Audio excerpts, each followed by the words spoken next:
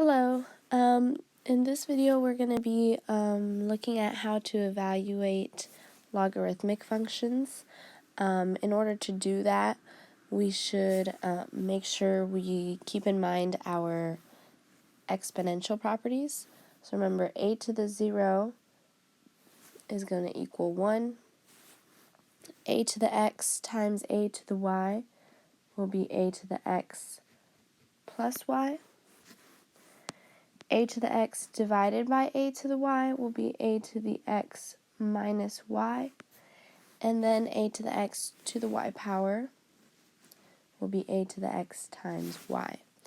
One other property that we are going to be using when it comes to evaluating and simplifying logarithms is the exponential property that says a to the negative x is the same thing as its reciprocal with a positive exponent. So if you have a negative in the exponent, you can always take it, flip it, or make the reciprocal, and then change that sign to a positive, and vice versa. So you can take a fraction, flip it, and make it negative. So if we scroll down here to evaluating logarithms, we have our first logarithm, log base 2 of 16. What we want to do in this case, and in all these cases, is make sure that it's set equal to y. So that way we can follow our exponential property, our pattern. We have a base of 2, and this is going to be our power. So we have 2 to the y, and it's going to equal 16.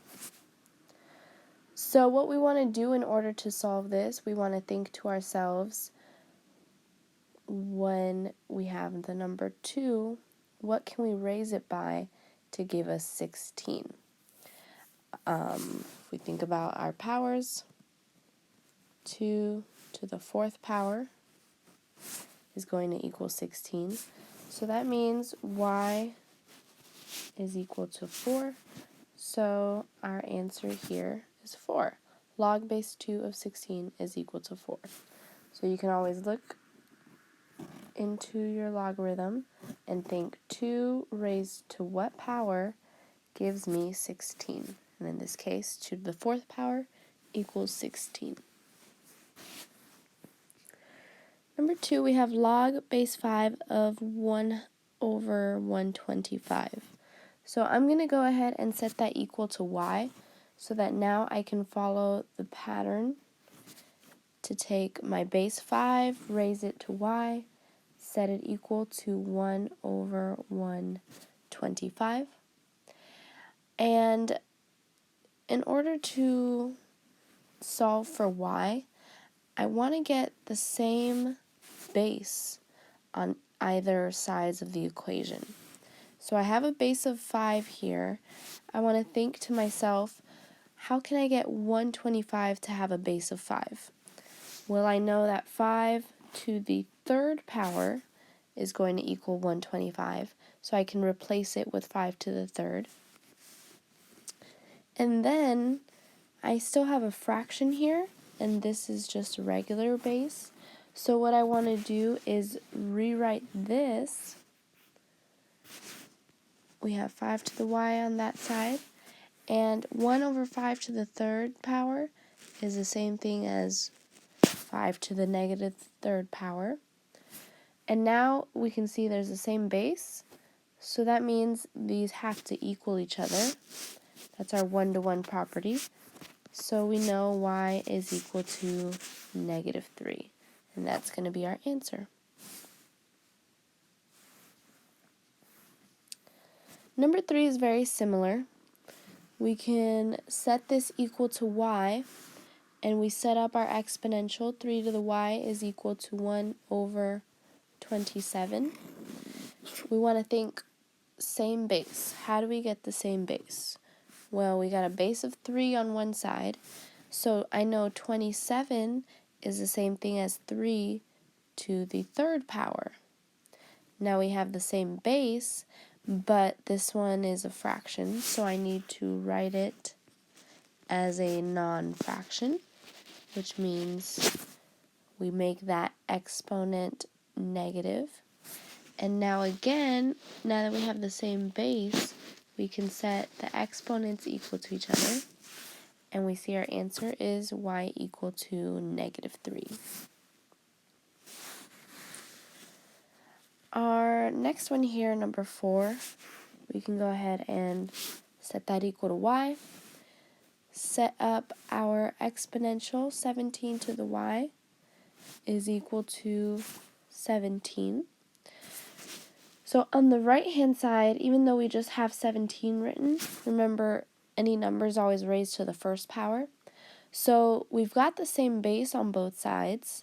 Now we just set their exponents equal to each other, and we get y is equal to 1. So our solution here would be 1.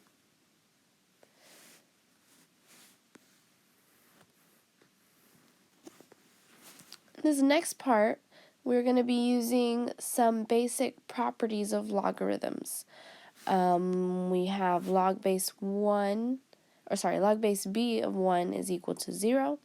Log base b of b is equal to 1.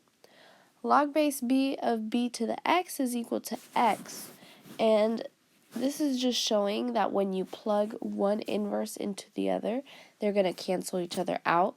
So log base b of the base b cancels out. Same thing here, they cancel each other out and leave us with x. So if we're trying to evaluate log base 8 of 512, what I can try to do is get 512 to have a base of 8. And if we think long and hard about it, 8 to the third power is equal to 512. Now the reason we wanted to get a base of 8 is because we have this 8 down there. And now that we've set this up, we can use this inverse property, which basically means those are going to cancel out, and our answer is going to be 3.